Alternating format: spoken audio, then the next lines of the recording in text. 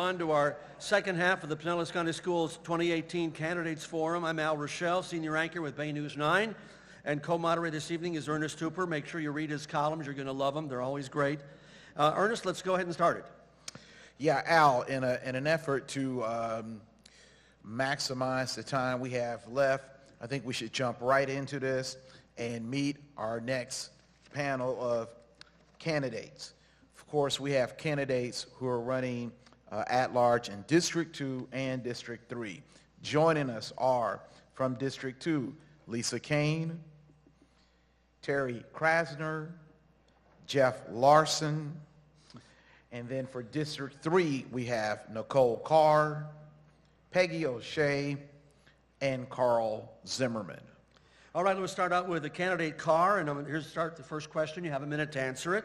What will you do to address the problem schools face with declining funding, as they also try to meet the challenges of ever-growing enrollments, children with special needs, and new educational technology? Again, problems faced with declining funding.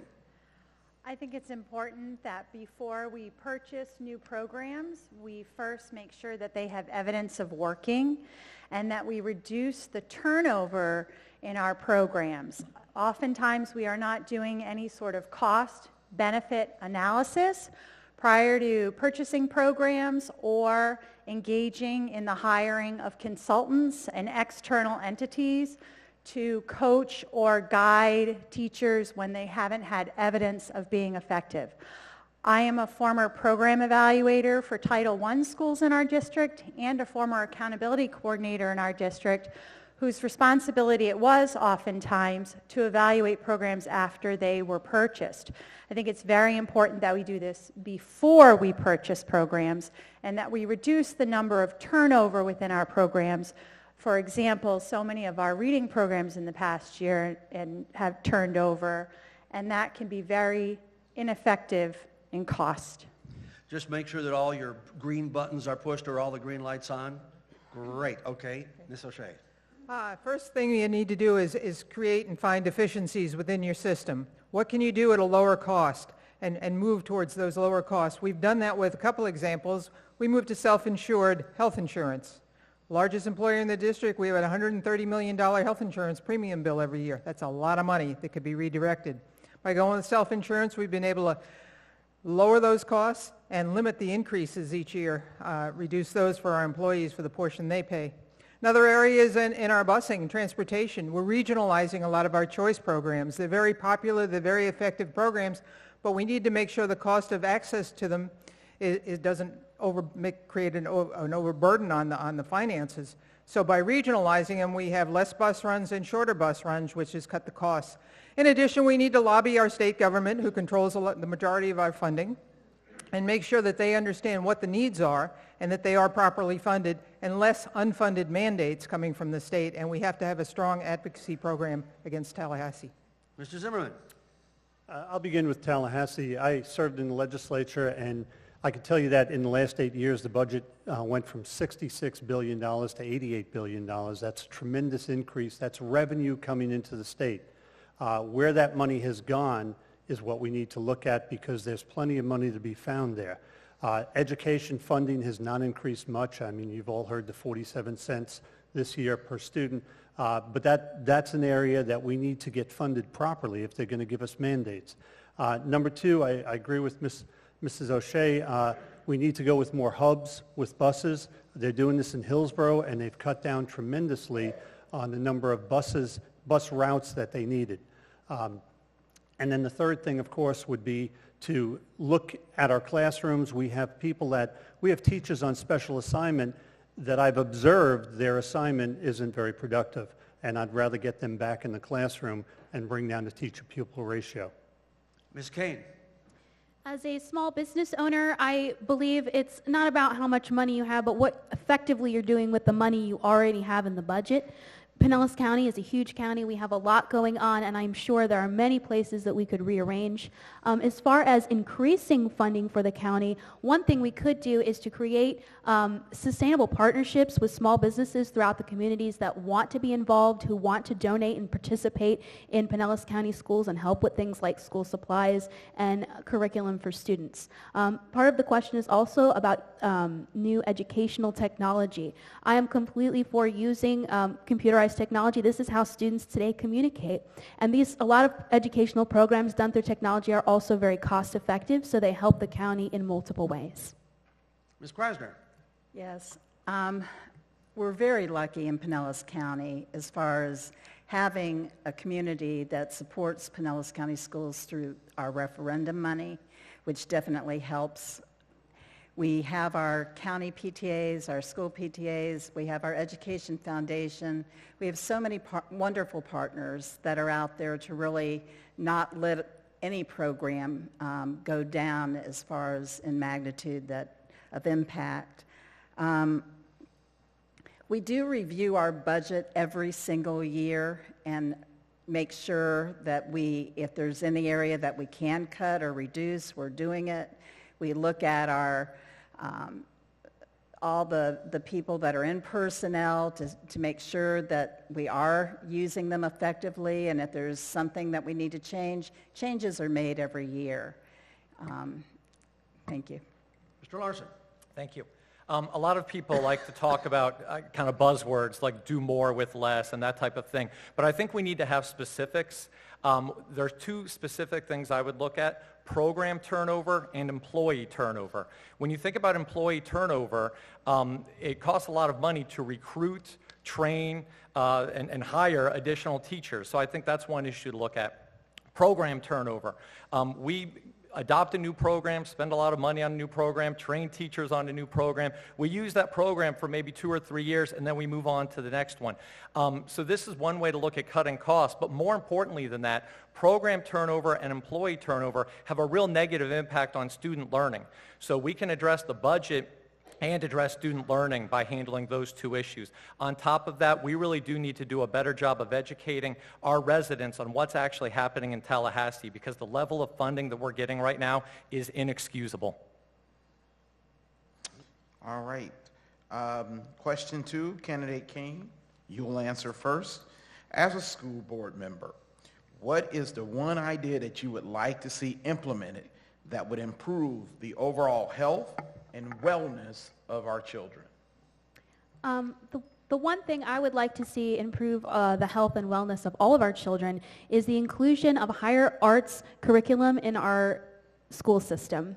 The arts are proven to create opportunities for children to communicate, to work on self-discipline, to work on self-confidence, to work on their overall presentation of self, and these things help with their confidence. They also help with their scholastic abilities. This helps them overall in general with their health and well-being, both mentally and emotionally. All right, Ms. Krasner. We want to make sure our students are coming to school ready to learn. I always said when you look deep enough, you can see why a student is not successful. And we have and are adding more social workers this year, more mental health counselors, making sure that we really get to the root of why somebody is not performing as well as they possibly can. Again, the partnerships with making sure our students are fed, not just breakfast and lunch, but breakfast, lunch, and dinner. We're making sure our students have computers to take home for the year in our Title I schools. So there's not as much of a gap, and they're loaded with the programs that are going to help support them in their classroom. So continuing on the same path, just looking to make sure we're meeting all of our students' and families' needs. All right, Mr. Larson. I'm glad this question came up because I think our district has a real opportunity to show leadership when it comes to health of our students. Specifically, there was a large group of parents that wanted mandatory recess, and they weren't able to get that implemented at the district level, so this ended up becoming mandatory at the state level. I think the district has an opportunity to continue to work on the mandatory recess program by making sure that recess is being used for recess. I know there are some situations where students are doing math games and different academic activities during recess time, so I think that's one way to look at it. Additionally, at the last forum, everyone agreed that it's wonderful that we're feeding students breakfast as well as lunch, maybe even after-school snacks and so forth. And I agree. I think that that is wonderful. But I would like to see us make sure we're doing a better job of providing healthy food with those meals. I think we've got, like I said, an opportunity to show leadership when it comes to health. All right, Ms. Carr. I think one thing that would make our students' overall health and wellness see significant improvement would be if we reduced the amount of testing in our schools. Oftentimes our student services personnel, our school counselors, our exceptional student education case managers, as well as our social workers and psychologists, are burdened with district-level assessment administration. So when they are administering tests, they are unable to deliver services. As a former school counselor, I think it is very important that we provide students with counseling in the classroom, individual and small group. And when we are able to provide these services, it overwhelmingly has shown evidence of increasing the well-being of our students. So if we can eliminate some of the unnecessary testing at the district level. Okay, Candidate O'Shea. Health and wellness is important for our students. This year we have implemented a partnership with Pinellas County Health Department and the County Commission to provide additional nurses over and above what we're providing right now to the schools. So every school will have a full-time nurse during the school day. That's important because they can help with preventative measures, health education, teaching the kids what's good to remain healthy, and talk with them, as well as being there to take care of them when they have health needs. Secondly, somebody talked about recess. We actually implemented recess in Pinellas County before the state required it, and we worked it out with the schools to have recess for our elementary kids. And it's important to have physical education and recess and physical activity for all kids. In addition, we have our food service department is winning awards annually, national awards, on their nutrition and the good nutrition in the programs, how they're teaching kids what's the right thing to eat, giving them the right things to eat, lots of fruits and vegetables and all of that, and having them learn about the right way to eat and what they should be eating on their own. All right, Candidate Zimmerman. Nurses was one of the things I was going to add in there too. Currently, my students, I just retired in January, but prior to that, my students would have a headache, they'd have a toothache, they'd be in pain, and they certainly couldn't move forward, and there was nobody to send them to because we didn't have a nurse, and I couldn't even give them aspirin because we're not legally allowed to do that. Another thing, though, is we provide a very good, well-balanced meal during lunch, but a tremendous amount of it goes to waste. The kids take it, it goes right in the garbage can. Yet there are other kids that are starving enough where they're willing to try to steal food so they can bring it home so they have a dinner. I would like to see a shelf put up where right next to the cashier where they take it, and if they don't want it, they put it on the shelf and the next kid can help themselves to whatever's on there. So you don't think they'd love kale chips, right? They do probably like that. I know. They're baked, but they're so expensive. All right, let's get to a lightning round question. And sometimes we change them up a little bit. You might see something on the screen, but listen to the way I ask the question, okay? This is a yes or no answer, or no maybes and no in-betweens. Do you believe that our school staff is adequately trained in issues such as autism, behavior, and mental illness? We'll start with you, Ms. Kane. Yes or no? No. No. No. No. No. No. Interesting. Yours. Okay. Next question. Candidate Krasner, you will be first on this question. How can a board know if its goals are being accomplished and its policies carried out? Well, one of the biggest things we have in place is our district strategic plan. It's not only goals, but it has goal managers. They collect data on each of the goals to make sure that it is something that is being effective. And if it's not, we make the adjustment. Okay. Candidate Larson. I certainly agree that data is how you look at measuring goals.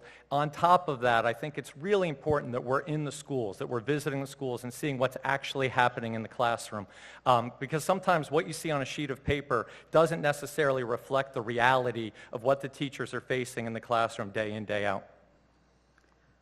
All right, candidate Carr. I think it's very important that our strategic plan include the right measures. Oftentimes we have only the outcome measures and we don't have progress monitoring measures. So I think that's a key ingredient within the strategic plan. I also think we need to go back to a climate survey that more focuses on satisfaction. While we do administer a survey that we're calling our climate survey through our accreditation, it doesn't really capture the real concerns and issues that may exist within our school.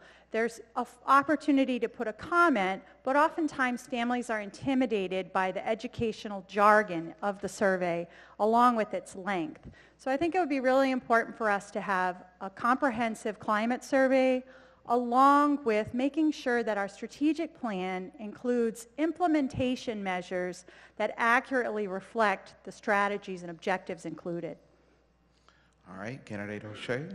Yes, about 6 years ago when Dr. Grego became superintendent, we revamped the entire strategic plan and the process that we use to develop the plan and tie the budget to it and make sure everything is in alignment. We don't need random arrows firing at us, and we're wasting time, energy, and money on things that aren't going to be tied to the plan and aligned with what we're trying to do. So our goals are very clear. There are measurable objectives within each goal. If it can't be measured, we're not doing it. Every quarter we get a report on each and every goal.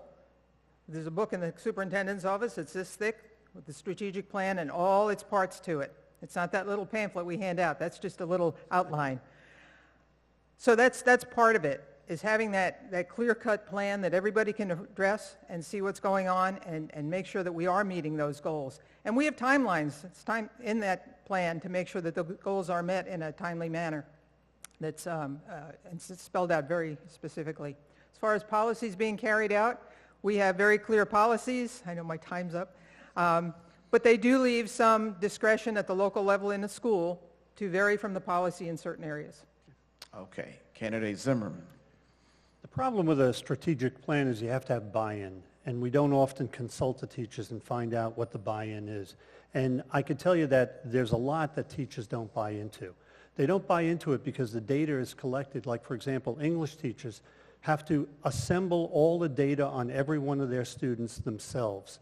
This could be provided to them in about 2 seconds, but instead they have to spend a week gathering this data from their computer and putting it all together. Assessments don't always accurately measure either. A climate survey that only has 20% of the people participating in is not an accurate climate survey. So ultimately, I agree with Mr. Larson. School board members need to be in the schools on a regular basis, and they need to be measuring that intrinsic way as well as looking at data. All right, candidate Kane. I have to second Carl's opinion in that school board members need to be out in the schools speaking with our community members, not just with teachers and students, but also with parents who are seeing these children come home at night. Oftentimes, the strategic plans and the paperwork do not reflect what is going on in the children's lives, and so the data can be incorrect. And these, after all, are people we're dealing with. They're not statistics and they're not numbers. They're human beings and they're very complex. And so a lot of the, some of the priorities we put in our budget need to be placed on their well-rounded education, not simply on things that can be measured by numbers and data, but on things that have to do with the growth of the children and the human beings that are part of the school system. We also need to include parents in a lot of the decision-making. Parents are often left out of priorities and strategic information, and they play a huge part in the life and the breadth of the school system in Pinellas County. Thank you, candidates. All right, here we go with another one. Candidate Zimmerman, you'll start this next question. What will you do to help attract highly qualified teachers to our schools? What will you do to help attract highly qualified teachers to our schools? It begins with assuring that they have the support of the district. It begins with an evaluation system that actually measures their effectiveness and not punishes them. Do you know Pinellas County Schools is somewhere between 15 and 20% of highly effective teachers, yet Orange County Schools has an 85% of highly effective teachers. There's something terribly wrong there, and it's not that they have better teachers than us. It's about how we're assessing our teachers. When you are putting the pressure on teachers and you are assessing them that way, when the climate is so bad that people want out, it's very hard to attract new people to come in and to keep them here. We need respect brought back into the schools from the top all the way down, because if you disrespect somebody, that means you don't like them, and you get disrespect back. So it begins with respect, and it follows through with honesty and a supportive environment. Ms. Kane. Yes, I believe that teachers who are highly qualified need to be able to teach the subject matter that they know best and have the freedom to do that. At this point, from teachers I have spoken to, particularly my daughter's fourth grade teacher, she's been part of this school system for 35 years. We had a kindergarten teacher as well, who was also a teacher for over 30 years in Pinellas County, both of which have been part of the system for many years and have seen the decline in the amount of freedom they have as teachers to design their own lesson plans, to execute those lesson plans in the classroom, because it is mandated to them from the district and state level how many minutes a day that they're required to teach certain subject matter. I think this is very disappointing, as most teachers become teachers so that they can teach in their field of study and that they can create their own lesson plans. They don't want to be dictated to from people on a board. They want the freedom to do their job. So I think one way we can attract qualified teachers is by allowing them to do what they went to school for and what they've studied to become. Ms. Krasner. We definitely want to make sure we have a salary that is also an attractor, and we've worked very hard as a district to raise that salary for beginning teachers. The trust and building the relationships is absolutely huge. School-based, the leadership, if it's all in place with the leadership, the parent groups, the school advisory councils, you're going to have a great learning environment that people are going to want to stay. But you've got to make sure that's all happening up front. Mr. Larson. I think the formula is pretty simple. Happy teachers end up recruiting more teachers. Unhappy teachers leave. And so that's the situation we're dealing with. And the morale at a lot of our work sites is very, very low. So we as a district need to make sure we do a better job, first of all, recruiting teachers, getting them in the classroom, but then supporting our new teachers with proper training and a proper mentoring program. Also making sure our teachers feel support when they're dealing with discipline issues, making sure that teachers don't feel bullied to the point that they're not comfortable documenting behaviors that take place in the classroom. Ms. Carr. I think in order to attract, we do need to retain, and one of the challenges that we face, in addition to not having an adequate salary, where teachers are working second jobs, selling different things, or working all summer or working nights, so in addition to a higher salary, we also need to make sure that we address the issues and concerns that prevent teachers from staying in the classroom. Things like discipline issues and paperwork. One of the major obstacles that classroom teachers often face that can drive you out of the profession is dealing with behavior issues in the classroom, as well as the abundant amount of paperwork, be it trying to pull down information from our performance matters to document students, or having to document issues and concerns for a process that can take a very long time in order for them to receive services. So I think we need to reduce the amount of paperwork that teachers are required to do, as well as increase salaries, and make sure that we are retaining those folks and finding out why they're leaving. One of the things we do to attract teachers here in Pinellas is our referendum. 80% of the money from our half-mil referendum is for the recruitment and retention of high-quality teachers. It's had 4 renewals from the public, so obviously we're doing something right. And some of the proof in that is we are fully staffed for this coming school year. Hillsborough needs 200 more teachers. Manatee needs 100 more. Pasco needs more teachers. We're staffed. So obviously we are more competitive in the marketplace when it comes to hiring teachers, which is a good sign. To keep them, though, yes, salary is an issue. Everybody wants to make more. The cost of living goes up. Pinellas is becoming a more expensive place to live every day, and we've gone through these cycles, economic cycles here. So yes, we do want to pay them a competitive wage to keep them, to hire them, and to make sure that we have the best teachers here. Thank you. All right, our next question is a lightning round question. And Candidate Larson, we'll start with you first. Have you attended a PTA, SAC, or District Advisory Committee meeting during the 2017-2018 school year where you were given and exercised the opportunity to voice your opinion on issues facing our district, students, families, and community? Yes. Yes. Yes. No. Yes. Yes. All right, thank you. Next question. Candidate Carr, we'll start with you. What do you believe citizens of the district would identify? This is the citizens, not necessarily you, but the citizens would identify as the top 3 priorities for the school board. I think the citizens of our community want our public schools to be safe learning environments that have an active employment, because we are the largest employer in the district. We transport the largest number of individuals, and our food services provides food to all of our children. So our citizens' priorities, I would see as our schools being perceived and actually being safe environments where they could send their children, that can increase their property value, and that we do it in an effective and efficient manner, and so we are not increasing their taxes. Ms. O'Shea. I think the top 3 would be obviously academics. We want our kids to learn. We want them to become all they can be.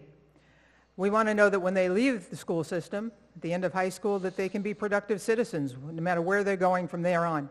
And we do a good job of giving college and career readiness to every child. In addition, they do want a safe environment for their students. Everybody wants that. We want a safe environment in school and out of school. And we're doing a lot this year, and of course there's been a lot of publicity this year following the incident down in Broward. And we are following the Marjorie Stoneman Douglas Public Safety Act, and we even were doing some of the things in that act prior to all that occurring. And so we are beefing up safety, and we're not talking about all of it, 'cause some of it is information you don't want out there for security reasons. But it's happening. Third priority is for your kid to be happy and healthy, to come home loving school, wanting to learn, and having a good life. And our parents want that, and the school system is part of the life of that child, and they relate to that. Mr. Zimmerman. Safe, prepared for life, a skill that they can make a living at, or prepared to go on to college, and most important, that we genuinely care about their well-being and that we care about them as individuals, that we buy into who they are, and we want to see their life be successful. Ms. Kane. Thank you. As a community arts teacher, I see over 150 students a week from across the county in all different schools and age levels, from kindergarten all the way to seniors in high school, from charter, fundamental, private, public, all sorts of schools. And I would say that parents and students and community members across the county value safety as definitely their highest priority. From the increase in school shootings, people are afraid of what's going on in the school culture, so that is definitely a number 1 priority. Second to that, the most complaints I hear is about over-student testing. The amount of testing that we have in our district is overwhelming to students, parents, and teachers alike. And thirdly, I think parents and citizens and students also just want a quality education. They want to be sure their child is learning to the best of his or her ability, and that we're valuing them as a person in the community. Ms. Krasner. Definitely safety is number 1. I'm presently on our district safety team and have been for several years. I know how seriously the district is taking that, and have.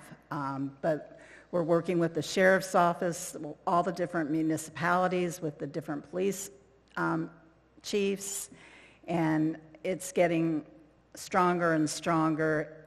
They are giving every single school conversation to have with our families and our students. They're even creating videos so our students are not going to be coming in to the school worried and afraid. They're being very proactive all the way around. It started with the principals today. It's going to be the same in every single school. Our career technical programs are going to continue to be successful. They're all looking for 100% student success. And either the career technical route or college bound, whichever it is, we're going to make sure our students are successful. Mr. Larson. This is an interesting question. I've been traveling all over the district, talking to parents, talking to students, talking to teachers, talking to grandparents, talking to anybody that'll talk to me. One thing I've learned is that the priorities are not the same, and the issues are not the same as you go all over the district. The issues in South County are not the same as the issues in North County. I'll try to answer the question, though, anyway. First of all, safety is certainly an issue. One of the first things a lot of people ask me is, are you in favor of arming teachers? The answer is no. No, I'm not. I would say another issue that comes up repeatedly is what are you going to do about the struggling schools? And some people even say failure factories. I'm not going to have time in this 60-second one to get into that, but I'd be happy to talk about that later. And then the other issue that comes up a lot is what are you going to do about teacher morale and student morale? And those two things are definitely linked. And they're linked to over-testing, but that's another issue that comes up repeatedly, teacher morale and student morale. All right. This time we will start with Candidate King on this question. How important is it that school board members visit schools and classrooms during the school day? I believe it is absolutely vital that school board members visit the classrooms because you won't know what's happening on the ground level if you're not there seeing it with your own eyes. I've attended both of my children's classrooms this year and was very surprised to see what a typical school day might look like in their school, and I'd be interested to visit many, many more throughout the county if I am elected. Ms. Krasner.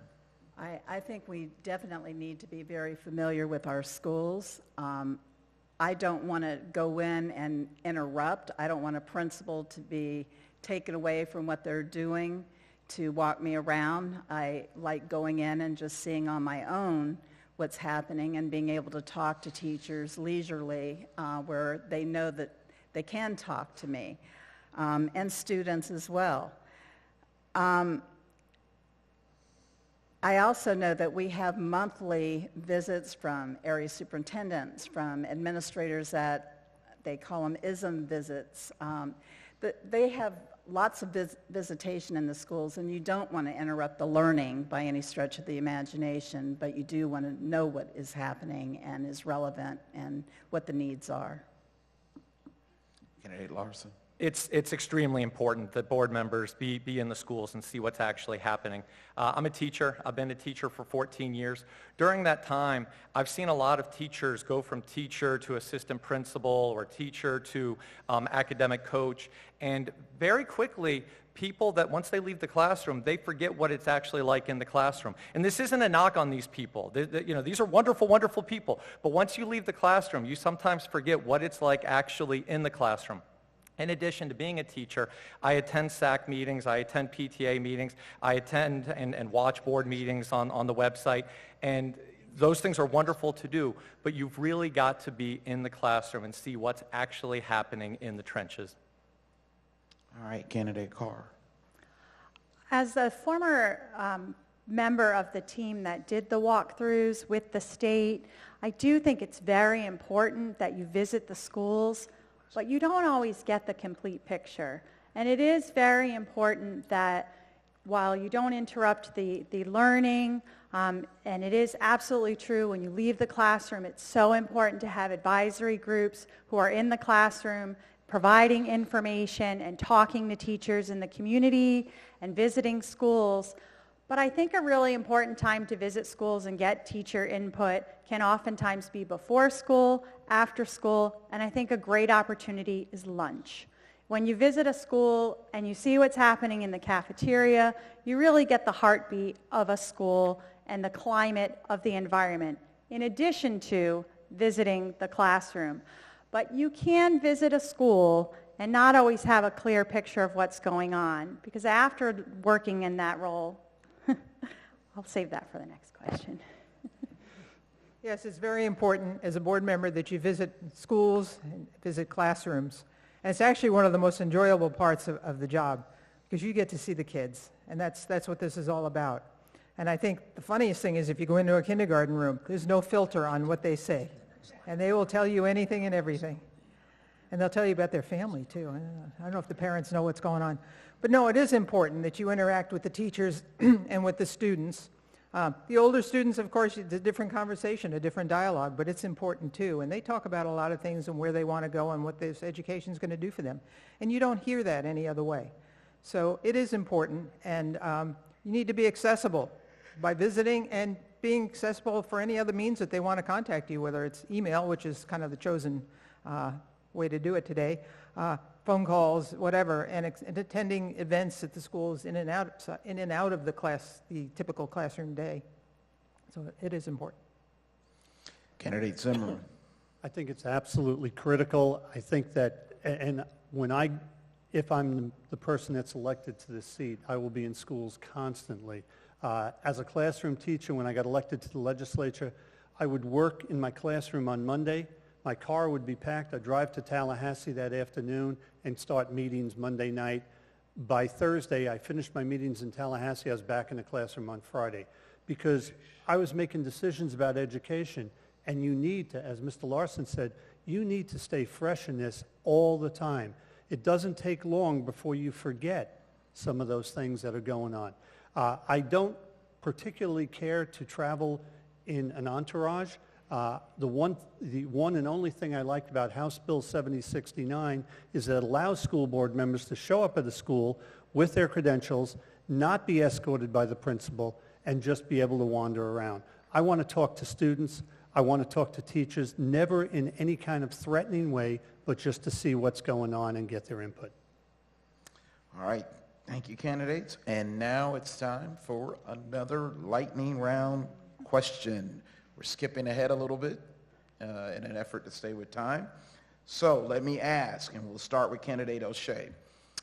Are you committed to a yearly survey of families, students, graduates, community residents, faculty, and staff about what they see as major strengths and shortcomings of the district and its schools? Yes. Yes or no? Yes. Yes. Yes. Yes. Yes. Yes. Can't we have one where we just disagree someplace? I disagreed before. Not on that one, right? All right, now we have the open-ended question. And just remember, as you're sitting here looking at our panel that's up here, that District 2 is in the middle on this side, those three. You'll be voting for them. District 3 is on the other side, so you have three candidates. And remember, if nobody gets 50% plus one, then those two that were the top vote getters would be the ones that you would vote for. So now is the open-ended. We call it a wild card. Any subject that we didn't talk about that you feel passionate about, but I always say this is not your closing argument. So give us something that we haven't talked about so far that you'd like to start with. And we'll start with you, Ms. Kane. All right. I am here tonight because I believe in quality education, and I believe in seeing our community move forward with education. My daughter finished the 4th grade this year. She hasn't touched American history, American geography, Florida history, the human body, basic education, what most of us all received in elementary school. I went to the same school she goes to. She's an honor roll student, and she hasn't seen this subject matter in the classroom because of policy and over-testing that's going on in our county. It's abysmal what it's done to our child's education when our 4th graders don't know where Idaho is on the map. These are basics. They need to know how to read maps, to look at keys, to understand social studies and history so that they can understand where we're going in our future. For me, education should be paramount on the school board race. And we've spent a lot of time talking about special interest groups. We need to be talking about our students and what's happening in their elementary schools, middle schools, and high schools throughout the county. Ms. Krasner. Closing the achievement gap is something that we continue to work very hard on. We want to make sure that our teachers, our educators really have what they need to feel comfortable and to gain some more stability where they're not moving the year after. We've started a program with teachers that have just graduated from college and finished their final internship where we're paying them to go to training for 4 weeks. And then after that training, we're connecting them with a very strong teacher through the Summer Bridge program, our summer school program, to make sure that they continue with a nice, strong mentor. And I think the more that we can do that to show that we genuinely care. We do want the best teachers and educators. We do want happy students and happy families. I wanted to go back to a question that we had earlier. I don't remember how it was worded, but it was something to the effect of how does the board know or how does the district know if goals are being met? And I heard some interesting things in some of the different answers. And I heard a lot of talk about statistics and about quarterly reports and numbers. And it was just kind of a reminder to me that we are becoming data rich and action poor. And it's, you know, when you talk about quarterly reports and numbers and statistics, where do those numbers and statistics come from? They come from tests. And we're not talking about the FSA. We're not talking about the state-mandated test. We're talking about the layers and layers of district-mandated tests that we're implementing so that throughout the year we can have a pulse on how we think students are going to do. This is all part of a shift where we have focused on testing as opposed to learning. Part of my campaign, part of why I'm running, is I want to shift back and make sure that learning is the #1 priority. Ms. Carr? I think one of the things we didn't touch enough on, although a little bit, is our achievement gap. After working with the state and district, to visiting our high-need schools and working on school improvement plans, I became an assistant principal at Lakewood Elementary, which at the time was featured as a failure factory. And one of the challenges that we faced every day was the high density of high-need students compacted into our individual schools. While our district is diverse and has a variety of needs and concerns, we continue to implement very similar plans year over year. Transition zones, turnaround, success, and they've included a lot of the same measures or actions, and yet the key things that we really need to address, like retaining administrators, retaining high-quality, experienced, not first-year, teachers, continues to be a problem. The same things that we know are not working continue to occur. High teacher turnover, high administration turnover, high density of high need compacted into so we're continuing to do the same things when we know they don't work. Ms. O'Shea? I think one of the things we need to always consider as a board member is that you get a good overall picture, the big picture view of the district. We have a very diverse district in Pinellas County. Economic diversity is huge these days. 50% of our students are on free or reduced price lunch, district-wide. That's large, big numbers. And there's pockets of poverty. It's not everywhere. But the point is, we need to fine-tune our initiatives and our focus on the needs, and individualize those needs and individualize the instruction to help solve and get those kids beyond that. We're never going to improve if we just keep raising the top. We've got to raise the bottom, but also keep it competitive for our higher-end learners so that they're competitive for college, scholarships, or wherever they're going. So it's a time when you have to look at raising everybody, but in a different way and for a different reason. They need different initiatives and different actions to help them learn. We do personalized learning, which is where we really personalize the learning for each student, and that's important today in order to get beyond the achievement gap. Mr. Zimmerman? What we do begins and ends with the student. That's our only mission. It's all about the student. It's not about our salaries. It's not about whether or not we're happy. Of course, that's going to influence the student. We need to do a better job engaging students. That if this is a happy place for them to go to, if they want to go to school. When I was in high school, it was auto shop. I couldn't wait to get there for that. I didn't want to go for English, and I ended up becoming an English teacher. But we need to do a better job of engaging them, of getting them excited about education, and you do that through the fingers. You do that with hands-on. You do it through what I call applied education.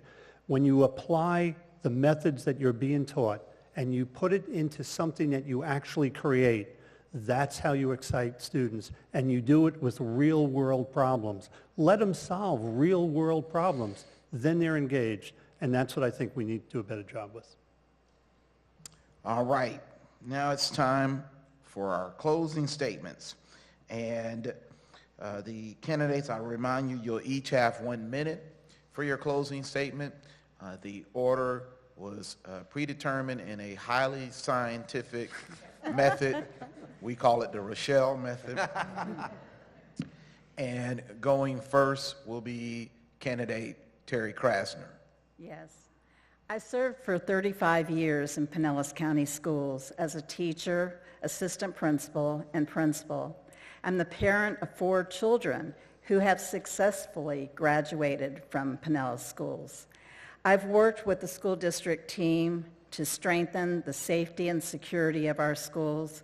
I support expanding our career technical programs. Our advisory councils that are working with us are making sure that we are on top of the game in each one of those programs. With now more than ever, our students must be given every opportunity to secure a job in such a competitive global market. I'm committed to listening to the voices of families, students, educators, and community to make Pinellas County Schools the best. I respectfully ask for your vote for Terry Krasner so I can bring the needed experience to the job of a Pinellas County School Board member. Thank you. All right. Our second candidate will be Lisa Kane. Thank you very much. I want to thank everyone for coming out tonight, and thank you for hosting these 3 wonderful candidate forums. We have learned a lot from each one. My name is Lisa Kane, and I'm running for Pinellas County School Board in District 2. I am a mom of 4, a business owner, and community arts teacher. I teach musical theater to students from kindergarten through 18 years old. I am here tonight because I want to leave a lasting legacy for my children and yours. I want to connect with them, I want to inspire them, and create opportunity for them in this new and exciting technological world. I believe students are not statistics, they're humans, and I believe we will not be successful until we start treating them as such. I grew up in Pinellas County, and I lived here all my life. I've seen the Pinellas County school system change and morph over the last 20, 25 years and been a part of it, not only as a student, but as a parent. I'm asking tonight that you would vote for me for Pinellas County School Board in District 2. My name is Lisa Kane. All right. Up next is candidate Peggy O'Shea. Thank you, and thank you all for coming out tonight. I think some of you have been at all 3 of them. I very much thank you for that. I think it's important that you look at each candidate and say, who has not just talked about what they say they want to do, but who has actually done it and has a proven record of getting things done. During my tenure on the school board, we have advanced our career in technical to national prominence. We have increased graduation rates dramatically over the last 12 years. We've gone through some leadership changes in the district, but we've made it through them as a board. We stayed together and we made sure those changes didn't interfere with our kids, and that's important. And we're in a good place right now. We followed all the mandates from the state, whether we agreed with them or not, and whether they've funded them or not. There are always challenges, and there'll be a new challenge every day on this school board. You need a school board member who's willing to step up to the challenge, see it through, and make sure that we work together as a team on this board and with this superintendent to provide the proper leadership and the necessary commitment that it takes to get the job done. Thank you. All right. Up next, we have candidate Nicole Carr. Hello, my name is Dr. Nicole Carr, and I have spent the past 20-plus years working in education. I've been a teacher, a school counselor, a district administrator, and I've also worked as an assistant principal. I've worked at elementary, middle, and high school. Education has been my passion. I'm a mom of 2 school-age children, just getting ready to go back to school, taking them for their physicals and filling out all that paperwork to get us all rolling. I feel that I offer a unique perspective because I am able to look at our schools from a variety of prisms. I think it's very important for us that we are accountable in our spending. We use strategies that work in order to retain and recruit high-quality teachers, and we make sure that our schools are safe learning environments by including emotional, social well-being, as well as safety in our buildings. I thank you for your time, and for those of you who are watching and took the time to watch it all the way through, thank you as well. You can find out more about me at NicoleCarr.com. Okay, now we will have candidate Carl Zimmerman. I've been a teacher for 33 years, and as you know, I already mentioned I served in the legislature and I served on 3 education committees. I can tell you that virtually everybody in this room could be on the board. Many of us already have. The education committees I served on operate the exact same way. We take in input, we listen to speakers, and then we make decisions. What I offer is I'm the only candidate that's been in the classroom in the last 15 years. I bring down to earth, where the rubber meets the road, classroom teacher experience to all of my decisions. I care about children. But in addition to all of that, I also have a business background. I ran 2 businesses since 2003, and before getting into education, I sound like I'm 100 years old, I worked in advertising in New York and worked with well over 100 businesses with the CEOs and the owners helping their business become successful. My name is Carl Zimmerman, and I'm running for school board seat 3. Thank you. Finally, we have candidate Jeff Larson. I am Jeff Larson, and I'm running for seat 2. I'm a teacher with 14 years teaching experience. I'm a parent. I have 2 sons that are currently in the Pinellas County School District, and I'm also a former elected official. I served 2 terms as a city commissioner and then vice mayor in the city of Tarpon Springs. And I'm now running for school board to put together those different experiences and those different perspectives. I'm very proud to tell you how the community has rallied around my campaign. I've earned the endorsement of the Tampa Bay Times, the Pinellas County Teachers Association, the Suncoast Police Benevolent Association, the Clearwater Chamber, ClearPAC, the National Organization for Women, the AFL-CIO, and a number of other organizations. These organizations, instead of supporting the status quo, they've decided to endorse my message of positive change. Positive changes for students, for teachers, for parents, and the whole community. I hope you'll visit my webpage, www.votejefflarson.com, and I hope you will vote jefflarson.com. Thank you. Let's hear it for the candidate, shall we?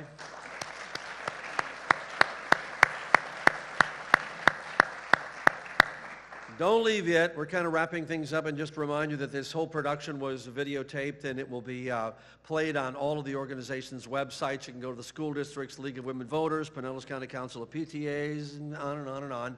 And when are we all going to vote? What day? April 20, or April, no. Just testing you.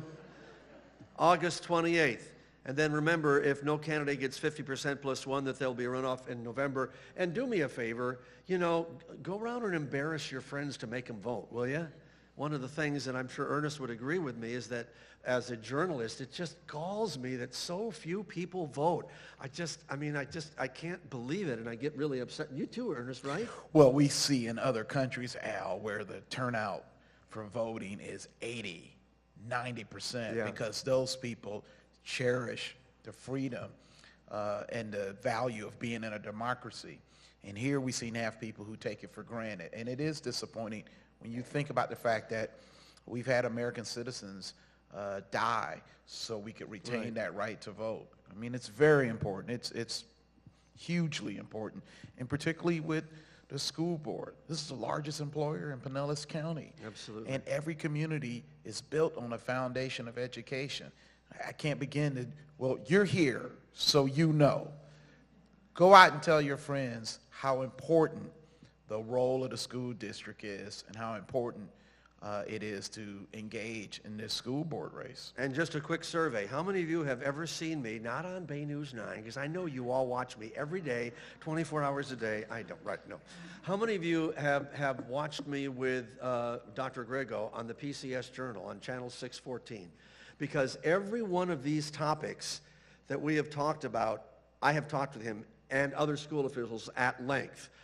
Be informed. And just, I always say, they don't tell me what to say on that program. I can ask anything I want except his shoe size. I'm not allowed to ask his shoe size. So just wanted to make sure that you listen to that. And then secondly, how many of you were here for all three of the debates, that you went to all the locations? Yeah, well, thank you very much for participating, and we really appreciate everything you've done. And to our sponsors, we're also very grateful. And we'd like to bring Lawrence Claremont back on. By the way, he works for this great company called Spectrum, too. I don't know how that works out, but you know, he's a good guy, as well as the county PTA and League of Women Voters and all the folks that are here. All right, thanks, Al. So before we close, we wanted to thank our moderators, Al Rochelle and Ernest Hooper, for facilitating tonight's forum and the two previous forums, and for contributing to the success of what we have here. So we have some gifts for you. Oh, gosh, thank you. As a reminder. All right. Good memories. Thank you so much. All right. Cookies. And I also wanted to thank the candidates as well for participating and coming out and sharing your viewpoints and opinions with us.